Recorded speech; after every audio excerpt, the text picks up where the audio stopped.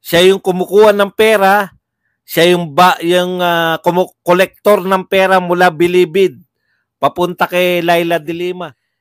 Si Laila de Lima mismo umamin na may relasyon sila. Ang pag-amin niya nga frailties of a woman. Sa congressional hearing din po natin narinig si Jonel Ontiveros at lahat ng mga dilawan. Napanood po namin yan lahat. Hindi po yan gawa-gawa. Mga tunay na tao po yung nagsalita laban kay de Lima. Na-acquit lang.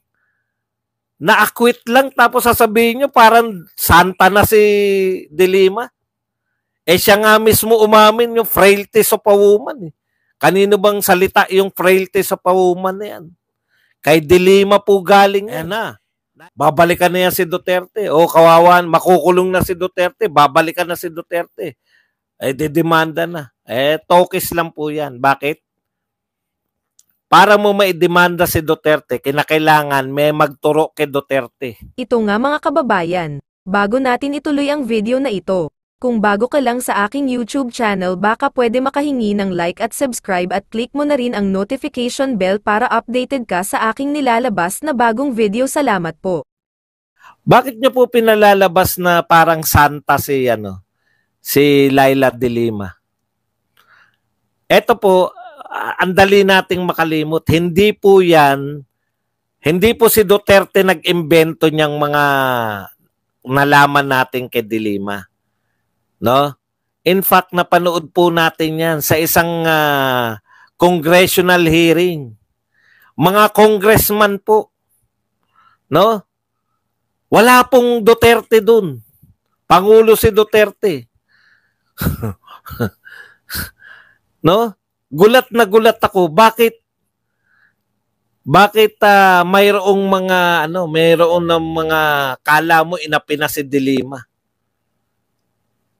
Miss Gacha, thank you very much. Sino pa ba meron pang pakape? Ang linaw dun, no? Naroon po si Dayan, sinabi po ni Dayan na siya yung bagman. Siya yung kumukuha ng pera, siya yung kolektor ng pera mula Bilibid papunta kay Laila de Lima. Yan po napanood ko. Hindi po yan pinagsinungaling sa korte lang. Napanood ko yan.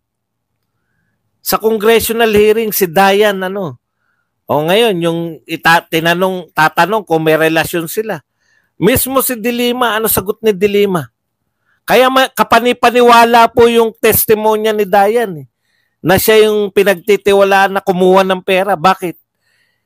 Si Laila de Lima mismo umamin na may relasyon sila. Ang pag-amin niya nga frailties of a woman. Sa congressional hearing din po natin narinig si Jonel. Tinatanong siya, ano tawag sa'yo ni Senator Laila de Lima? Jonel. Hindi, paano ka tinatawag? Jonel. Yan po ba, imbento po ba yan? Hindi po natin alam nyo, kayo Shell Jokno, kayo mga dilawan, si Ontiveros at lahat ng mga dilawan. Napanood po namin yan lahat. Hindi po yan gawa-gawa. Mga tunay na tao po yung nagsalita laban kay de Lima. No? Hindi po yan yung nilihim tapos kinulong na lang si de Lima basta. Nagkaroon po ng mga congressional hearing dyan. Mas sikat pa po yung mga karakter niya. Si Jonel, si Dayan, si de Lima, sila Sebastian, anong pangalan nun? Yung namatay na. Tapos yung mga nagko-concert, yung merong pang pa-concert sa Bilibid. Anong pangalan nun? Yung kalaban ni Sebastian? Yung yung karibal niya ron sa Bilibid. Nakalimutan ko yung pangalan Colango. Hindi naman po. Tapos si Kerwin Espinosa. Hindi naman po kami, malamang yung mga nakapanood niyan naniwala po kami. Biruin mo, nagko-concert, siya po yung DOJ. Nakakapag-concert si Herbert Colanco sa Bilibid. Nakakapagpasok ng beer. Yan po yung narinig namin eh. Huwag niyo pong gawing santa ngayon bigla si De Lima. No? Hindi po yan, kaya kami nun kay De Lima talagang grabe pala tong babae na to. Huwag niyo rin sabihing normal yun na frailty sa woman. Dahil si Dayan ay may asawa. Hindi natanim po sa isip namin yan. Hindi po kami niloko ni Duterte. Hindi po kami si Duterte, sinabihan kaming mga vlogger o bulahin niyo yung mga Pilipino na kunwari itong ginagawa ni De Lima. Yung sinasabi niyo na kagagawan lahat ni Duterte yan, napanood namin yan. Hindi po yan na binabasa mga vlogger at kinuwento ng mga vlogger. Pinanood namin yan, lahat yan. Nakilala namin, nagulat ako. Sabi, ganun nga sinabi ko, no, nagulat ako. Tapos ngayon, bigla, na-acquit lang. Na-acquit lang, tapos sasabihin nyo, parang santa na si De Lima. Siya nga mismo umamin yung frailty of a woman. Kanino bang salita yung frailty of a woman na yan? Kay De Lima po galing yan. Na inamin niya na nagkaroon sila na relasyon. Tapos bigla nyo sasabihin ngayon na kala mo, tapos sila pa maghihiganti. Maghihiganti kami. Tama pong may korte tayo, pero may dahilan po kung bakit siya na-acquit. May dahilan kung bakit siya matagal na nakakulong.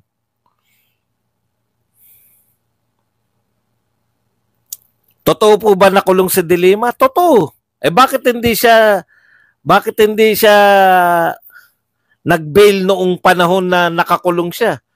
Bakit nung tapos na yung panahon ni Duterte kasi nagbaliktaran na. Ang nangyari po niyan, at ito po ay nasa balita naman, no? Nagbaliktaran yung mga testigo laban kay De Lima. Kung nagbaliktaran na, wala nang matibay na ebidensya, nagbaliktaran na yung mga testigo, natural, ma-acquit. Yung iba, namatay na. Si Sebastian, wala na. Dedo na. Si Colanco, hindi naman yata bumabaliktad eh. Ang dami namatay, di ba? Yung iba namatay, yung iba bumaliktad. Ngayon, si JB. Patay na si JB.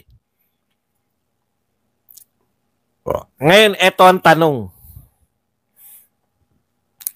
Kung yung hindi ba bumaliktad yung mga testigo, kasi nga, nung panahon ni Duterte, hindi sila bumabaliktad. Nung iba na presidente, bumaliktad na sila. Ipagpalagay na natin, no? Sinet up si De Lima. Pagpalagay na natin na sinet up. Yung mga testigo, ay nagsabi ng hindi katotohanan, 'di ba? At dahil diyan nakulong si De Lima. Lahat nagsabi ng hindi katotohanan para lang makulong si De Lima. Pagpalagay na natin. Tignan niyo yung mga pronouncements. Sino yung gustong singilin ni De Lima? Si Duterte. Paano mo masisingil si Duterte? May magtuturo ba kay Duterte na siya yung dahilan? Eto ngayon ang tanong. Ang hamon ko rito, maski kila Jokno, umiepal si Jokno basahin natin si Jokno para naman na mas si Jokno masarap pa. Tatakbo na po si Jokno nag-ano na yan, natatakbo yan. Sabi ni Jokno, vindicated, salamat. Attorney Laila De Lima sa hindi pagsuko sa laban para sa katarungan at katotohanan. Ito'y patunay na ang katotohanan ay mananaig pa rin ang hustisya sa gitna ng kasinungalingan. Kasabay nito, dapat ding panagutin ang mga nasa likod ng panggigipit at kasinungalingang ibinato sa kanya. Ang hukuman ay takbuhan ng taong bayan para matamo ang hustisya, hindi ito instrumento para sa maruming pamumulitika. O sang-ayon ako sa iyo diyan. Sang-ayon ako diyan sa iyo, Attorney Shell Jokno. Ha? Papanagutin ang mga nasa likod ng kasinungalingan. O sige, ito ang hamon ko. Lahat ng tumistigo laban kay De Lima, demanda nyo. Kasi nagsinungaling yung mga yun. Bumaliktad eh. Di po ba? Alam nyo, sa totoo lang po, nanumpa ka sa korte tapos walang magrereklamo sa kanila. Yan ang hamon ko. Yung sinasabi nyong testigo, bakit hindi demanda? Naniniwala. Ito, abangan nyo ha. Para po may binabantayan kasi banta ng banta ito mga ito eh. Na babalikan si Duterte. Ayan na. Babalikan na yan si Duterte. O kawawan, makukulong na si Duterte. Babalikan na si Duterte. Didemanda na. Tokis lang po yan. Bakit? Para mo maidemanda si Duterte, kinakailangan may magturo kay Duterte. Ang tanong ko, bakit hindi nyo idemanda yung mga bumaliktad? Para magkaalaman na. Diba? Kasi ano yan eh. Kaya ka lang naman na-acquit dahil bumaliktad yung mga testigo mo eh. Testigo laban sa'yo. Meron po silang sinumpaan tungkulin noon at sinumpaan salaysay na ikaw ay dinidiin. Ibig sabihin, nagsinungaling sila.